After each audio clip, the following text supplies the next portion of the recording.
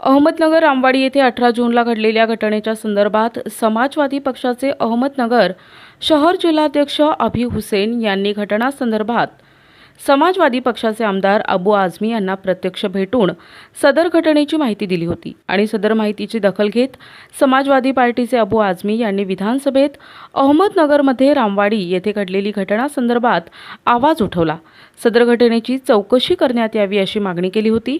यांच्या मागे मास्टरमाइंड कोण आहे याचा पोलिसांनी शोध घ्यावा, सदर समाजकंटकांवर कारवाई करण्यात यावी यासाठी यांनी विधानसभेत आवाज उठविला। या संदर्भात अहमदनगर शहराचे जिल्हाध्यक्ष आबिद हुसेन यांनी या संदर्भात माहिती दिली आहे। सर, ये जब यहाँ कुछ कामकाज शुरू होता है, असेंबली शुरू होती है, छत्रपति शिवाजी महाराज का नाम लिया जाता है जो बहुत इंसाफ पसंद राजा थे। उन्हीं के राज में सर, उन्हीं के महाराष्ट्र में सर, अहमदनगर शहर में मारवाड़ी परिसर में 18 जून को सर दो समाज के बीच में कुछ झगड़ा हुआ और कुछ लोग ऐसे हैं ना कि लगातार जय श्री राम का नारा लगाकर हिंदू मुस्लिम कर देते हैं।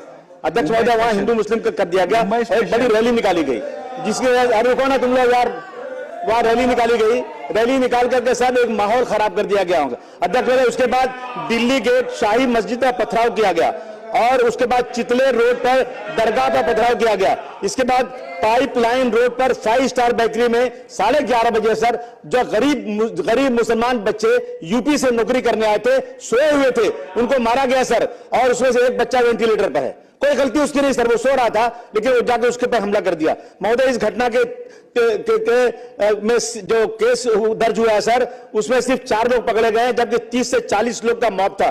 अध्यक्ष महोदय, हमला करने वाले 8 लोग थे, उसमें से सिर्फ 4 लोगों को पकड़ा गया। अध्यक्ष महोदय, मस्जिद में डंडा और हथियार लेकर घुस जाते हैं। अध्यक्ष, मस्जिद मंदिर एक पूजा की जगह है, ये फैशन बन गया है कि मस्जिद में घुस जाओ, कुरान शरीफ फाड़ दो और उसको मार दो। अध्यक्ष महोदय, इस पे एक ऑर्डर पास कीजिए कि जो भी मस्जिद या मंदिर में घुसेगा, गलत काम करेगा, उसके ऊपर एमपीडीए लगना चाहिए। अध्यक्ष महोदय, मैं निवेदन करता हूं, वहां सीसीटीवी है, सीसीटीवी देखकर जितने लोगों का नाम है किया जाए। अध्यक्ष महोदय, मालेगांव में पथराव हुआ था तो 307 लगा था। अध्यक्ष महोदय, मीरा रोड में पथराव हुआ तो 307 लगा था। इन सब पे 307 और 302 का केस होना चाहिए। अध्यक्ष महोदय, अध्यक्ष महोदय, अध्यक्ष महोदय, ये इसमें कार्रवाई तुरंत होना चाहिए। धन्यवाद आपका बहुत बहुत। असलम शेख। 18 जून रोजी अहमदनगर शहरात रामवाडी परिसराची घटना घडली। त्याचे परिवेशन जातीय तणावामध्ये निर्माण झाले आणि काही विघ्न संतोषी लोकांनी, समाजकंटकांनी रॅली काढून मुस्लिमांचे श्रद्धास्थान असलेले चित्ते रोड मीरावरी दर्गा आणि पुढील दिल्ली गेट येथील शाही मस्जिद व गोदरशाह हजरत त्यांची दर्गावर बाटल्या, तुफान, दगडफेक व बाटल्या फेकले। मशीदमध्ये घुसून त्यांनी जय श्रीरामची घोषणा दिली। यामुळे समस्त मुस्लिम समाजाची तीव्र भावना दुखावली।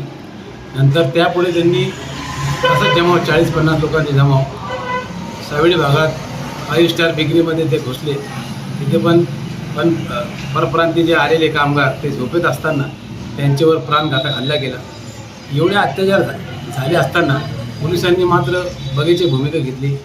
कोणत्याही शहरात जे सरकारी कॅमेरे त्याची कोणतीही चौकशी न घेता फक्त छात्रमातून कारवाई करून वेलेबल ऑफेन्स दाखल करून सदर समाजकंटकांना जामीन पण मिळाला आणि दुसऱ्या केसमध्ये फक्त 4 आरोपी अटक आहे आणि 4 फरार अद्याप फरार।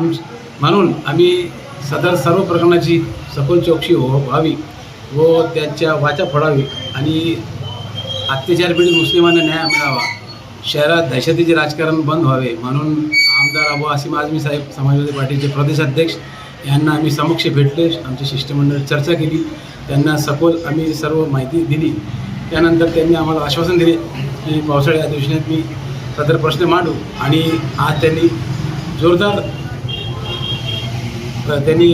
आपली बाजी मांडली आणि अहमदनगर शहरातील समस्त मुस्लिमांना व न्यायप्रेमी, समाजप्रेमी लोकांना त्यांनी न्याय दिला। आम्हाला पूर्ण आश्वासन आहे, आम्हाला पूर्ण खात्री आहे की सदर पोलीस अधीक्षक साहेब व पोलीस प्रशासन सखोल चौकशी करून यामागे जे सूत्रधार असेल, जे समाजकंटक आले, त्यांना पाठीशी घालणारे राजे आश्रय असेल, मास्टरमाइंड असेल, त्यांना पुढे आणीन आणि ज्याप्रमाणे अबू आझमी साहेबांनी सांगितले, मीरा रोड आणि मालेगावची त्यांनी उदाहरण दिले, त्याचप्रमाणे या ठिकाणी पण 307 दाखल करावे सदर आरोपींवर आणि आम्हाला न्याय द्यावा आणि मास्टरमाइंड कोण आहे त्यांच्यावर कारवाई करून समस्त मुस्लिम समाज न्याय द्यावा एवढी विनंती.